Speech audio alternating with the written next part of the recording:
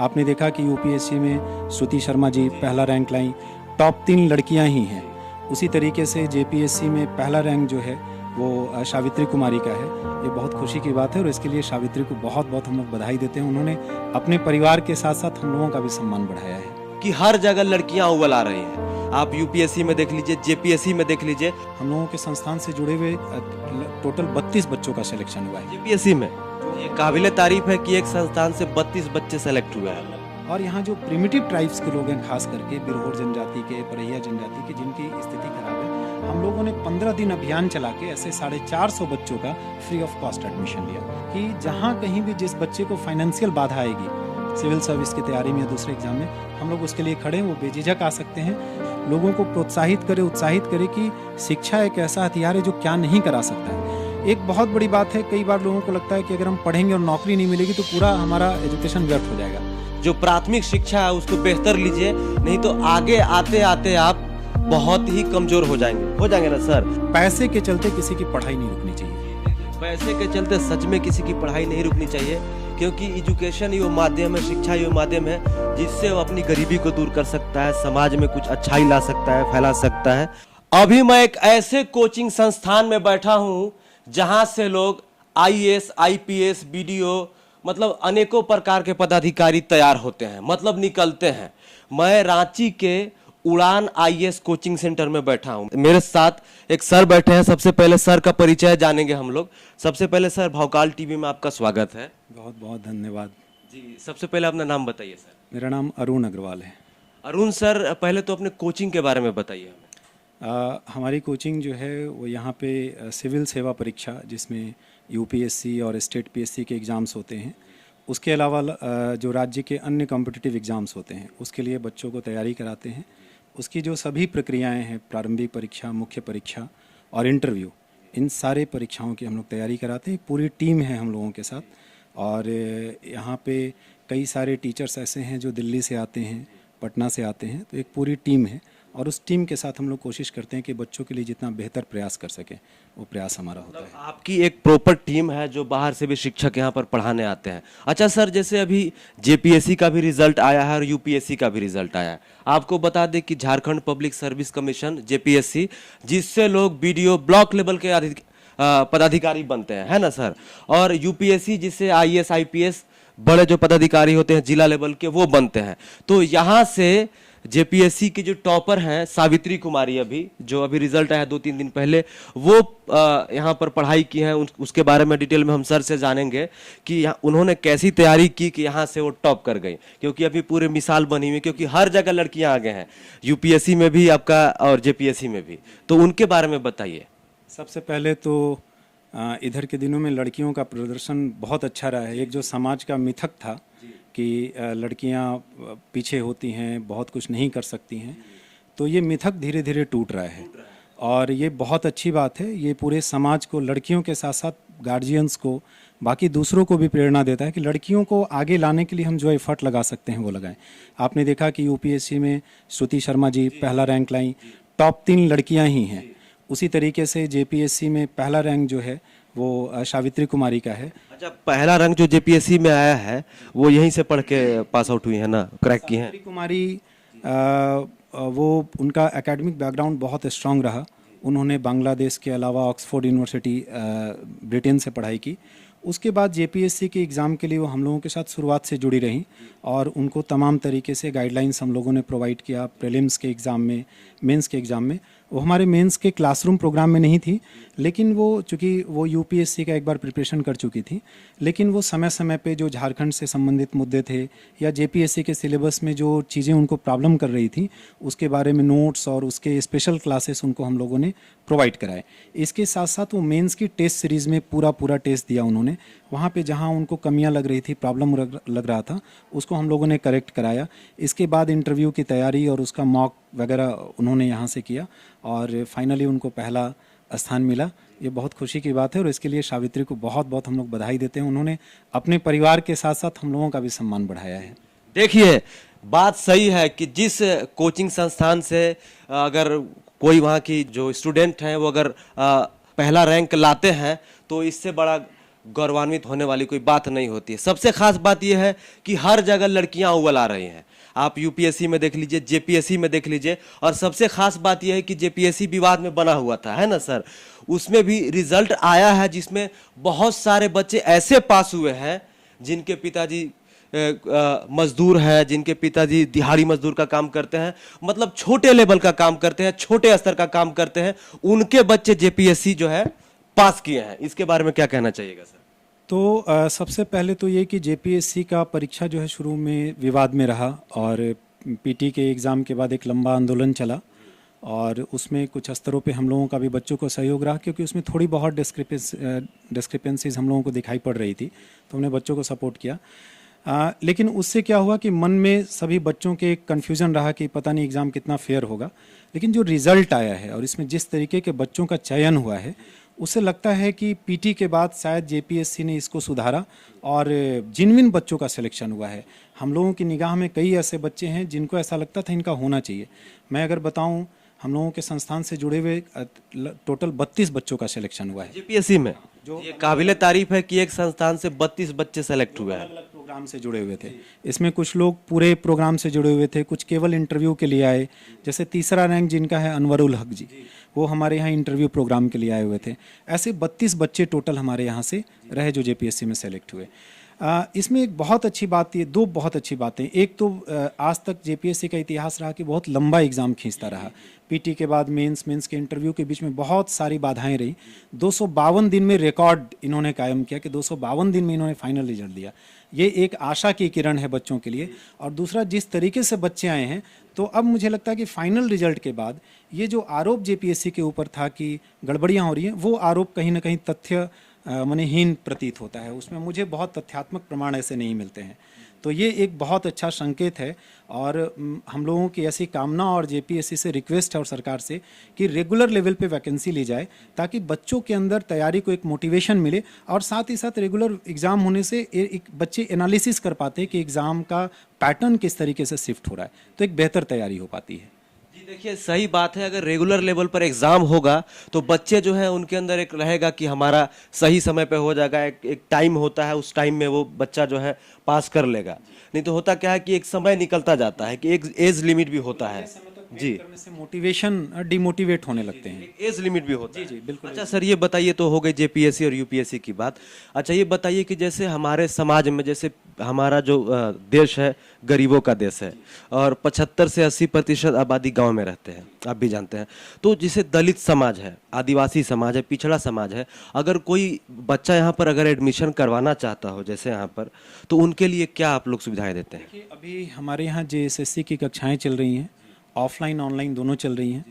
मेरा एक व्यक्तिगत जो अपने पढ़ाई का अनुभव रहा, मैंने यूपीएससी की तैयारी की और काफ़ी संघर्षपूर्ण रहा मेरा सफ़र। घर से बहुत परिस्थितियाँ अच्छी नहीं थी, तो मेरे मन में कहीं ना कहीं एक टीस थी कि झारखंड के लोग जो ऐसे परिवार से हैं जिनके पास संसाधन नहीं है, उनकी मदद किस तरीके से की जा सकती है। ये स्वाभाविक है कि एक इंस्टीट्यूशन है, उसको रन कराने के लिए फिनेंशियल सपोर्ट की ज़रूरत पड़ती है। तो लेकिन जहाँ बच्चों को मदद चाहिए वहाँ पे हम लोग तैयार रहते हैं। मैं इसका एक एग्जांपल देता हूँ।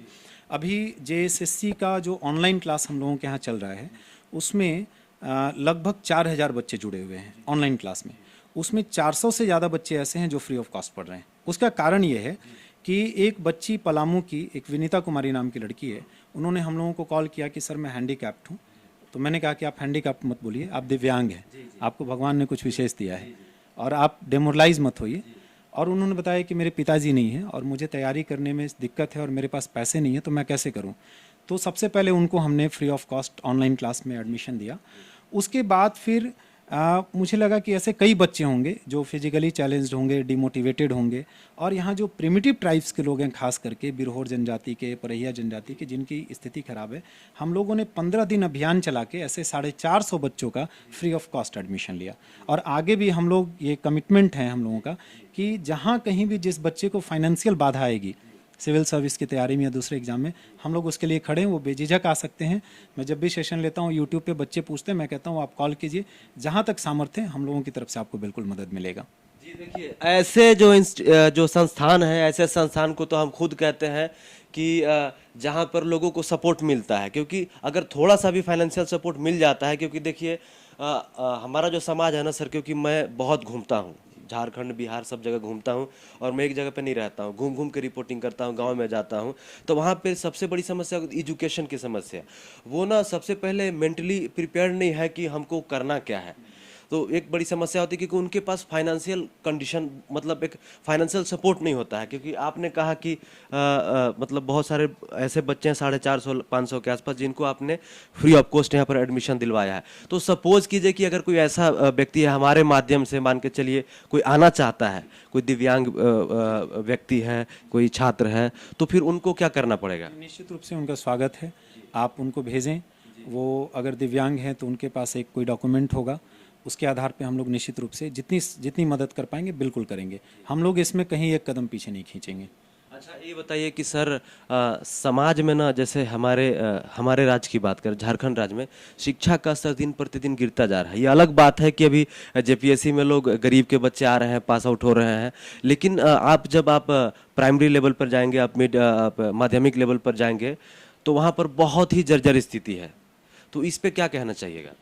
देखिए, दो तीन बातें हैं। पहला तो ये है कि शिक्षा का जो स्तर ऊपर उठाना है, तो इसमें एक तो सरकार और प्रशासन को इसके लिए प्रयास करना, और मुझे लगता है कि सरकार प्रशासन अपने स्तर से प्रयास कर रही है। उसमें कुछ कमियां होंगी, उसको एनालाइज करके सुधारने की ज़रूरत है।